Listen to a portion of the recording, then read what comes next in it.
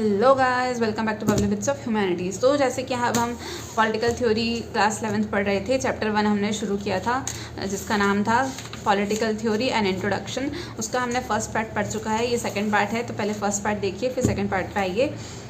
तो political theory, अब इसमें पूछा गया है पॉलिटिकल थ्योरी में हम पढ़ते क्या है। देखो, अब पॉलिटिकल थ्योरी के जो कॉन्सेप्ट है ना, वो कहाँ से आया है? ऐसे थिंकर्स से जो पहले से चले आ रहे थे, जैसे Karl Marx, Jean Jacques Rousseau, B R. Ambedkar, Mahatma Gandhi और ऐसे बहुत सारे।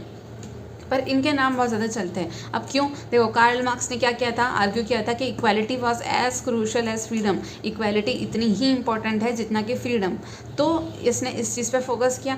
रॉशियो ने क्या बोला? First argued for freedom as fundamental right of humankind. B R. Ambedkar, अब बी.आर. अम्बेडकर का तो सबको ही पता है कि उन्होंने बहुत ज़्यादा काम किया था एससी कैटेगरी के लिए, अनटचेबल्स के लिए। तो उन्होंने यही कहा था कि SC must be considered as minority. Mahatma Gandhi ने क्या किया था? डिस्कस किया था मीनिंग कि जेन्युइन फ्रीडम या जेन्युइन स्वराज होता क्या है। और कहाँ डिस्कस किया था उन्होंने? उनकी बुक में हिंद स्वराज। अब देखो, ये जो इन्होंने बातें बोली वो कहीं ना कहीं मेंशन है भी या नहीं? तो हाँ, बिल्कुल है। कार्ल मार्क्स ने जैसे इक्वालिटी फ्रीडम की बात करी थी, तो ये कॉन्सेप्ट कहाँ है? हमारे इंडियन कॉन्स्टिट्यूशन के प्रीएम्बल पोर्शन में, ठीक है, प्रीएम्बल में मिलेगा।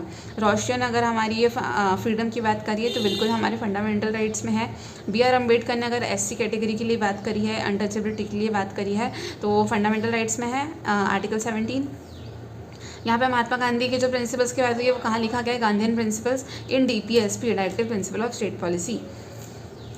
अब पॉलिटिकल थ्योरी क्या करती है? डील करती है आइडियाज़ और प्रिंसिपल्स को जो शेप करेंगे कॉन्स्टिट्यूशन, गवर्नमेंट और social life in systematic manner. Political theory clarifies the meaning of concepts, ठीक है। अब ये मीनिंग जो भी कॉन्सेप्ट रहता है, अब देखो ये पूरी बुक जो है पॉलिटिकल थ्योरी, आप समझोगे ये बेसिक इंट्रोडक्शन है। इसके बाद जितने भी कॉन्सेप्ट है, जितने भी थ्योरीज है, जैसे कि freedom, equality, social justice, rights, citizenship, nationalism, secularism, peace, development, ये सारे हम अलग अलग चैप्टर्स में डील करेंगे।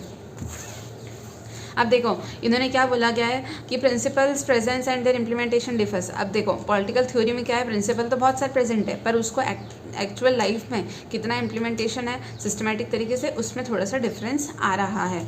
अब जैसे कि इक्वालिटी की बात होती है, और इक्वालिटी क्या बोलते हैं कि इक्वालिटी ऑफ अपॉर्चुनिटी, ठीक है। तो अब ये इक्वालिटी ऑफ अपॉर्चुनिटी होगी कैसे? तुम अपॉर्चुनिटी सभी को दे रहे हो, पर सभी के सोशल कंडीशंस डिफरेंट है, सबके इकोनॉमिक कंडीशंस डिफरेंट है। तो इसमें जो गरीब इंसान है वो उस अपॉर्चुनिटी को अवेल करे भी कैसे, अगर वो करना चाहे भी तो ये एक चीज़ आ जाती है। Freedom guaranteed in the constitution but continuously री इंटरप्रेटेड है। अब देखो, फ्रीडम तो भैया कॉन्स्टिट्यूशन ने दे दी, पर जब अपन कोई फ्रीडम को उल्लंघन करते हैं तब पता चलता है कि नहीं ये चीज़ वाली फ्रीडम थोड़ी ना थी। अब जैसे राइट टू लाइफ है, राइट टू लाइफ की अगर फ्रीडम राइट टू लाइफ अगर दे रखा है कॉन्स्टिट्यूशन में, तो रोटी कपड़ा मकान ये चीज़ तो बेसिक चीज़ है। अब पर राइट टू प्रॉपर्टी जो है वो अपना फंडामेंटल राइट नहीं है। तो ये आ गया इसमें बीच में कॉन्ट्रडिक्शन कि ये क्या चीज़ है, समझ में नहीं आती है। तीसरी चीज़ क्या? Freedom guaranteed in constitution control also. अब देखो, फ्रीडम तो भैया कॉन्स्टिट्यूशन ने दे दी, पर यहाँ पे क्या है? इंटरनेट सिक्योरिटी के लिए गवर्नमेंट लॉज है, साइबर लॉज है। तो यहाँ मतलब जहाँ भी लॉ आ जाती है वहाँ पे तो थोड़ा कंट्रोल भी आ जाता है, और यहाँ पे तुम बोल रहे हो कि हम पूरा फ्रीडम दे रहे हैं। तो ये चीज़ें थोड़ी सी कॉन्ट्राडिक्ट करती हैं। ये भी याद रखना कि इंटरनेट के जितने भी सिटीजन्स होते हैं उसे नेटिजन्स कहते हैं, ठीक है।